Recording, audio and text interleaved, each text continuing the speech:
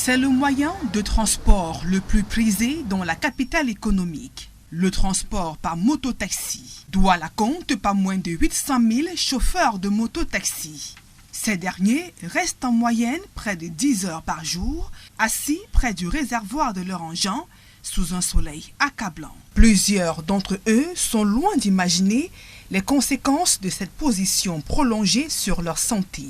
En raison de la proximité de leur partie intime trop près du réservoir de la moto, des spécialistes de la santé révèlent de graves risques d'infertilité à la longue. Je n'ai jamais été au courant de ce fait. Et pourquoi jusqu'à présent, je ne pense pas qu'il y a un benzineur parmi des millions de benzineurs qui a une idée de cette expérience.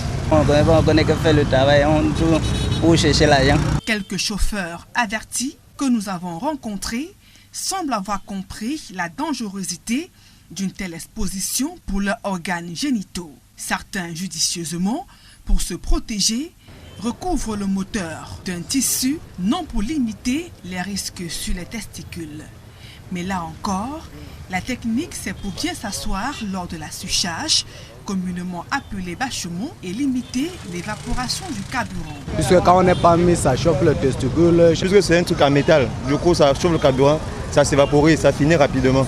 Non seulement on a une mauvaise position assise et la chaleur. Selon des spécialistes de la santé, la longue exposition des organes génitaux de l'homme sur le réservoir de la moto peut affecter de manière silencieuse les testicules, perturbant la production des spermatozoïdes. Et donc on a un nombre de spermatozoïdes qui est insuffisant. On a les spermatozoïdes qui sont en quelque sorte fatigués, donc immobiles ou peu mobiles. On a les spermatozoïdes mal formés. Avec ces caractéristiques-là, ces spermatozoïdes ne sont pas fonctionnels. La majorité de ces patients portent les sous-vêtements qui ne sont pas adaptés, alors que c'est conseillé de porter les sous-vêtements en coton qui vont empêcher le surchauffage des testicules.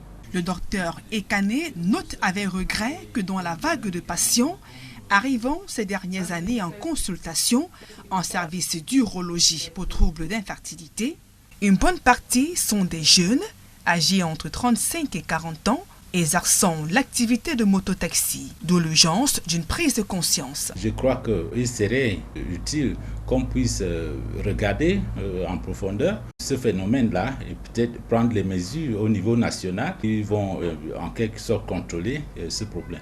Selon l'OMS au Cameroun, un couple sur 6 souffre d'infertilité et la cause est très souvent attribuée à la femme.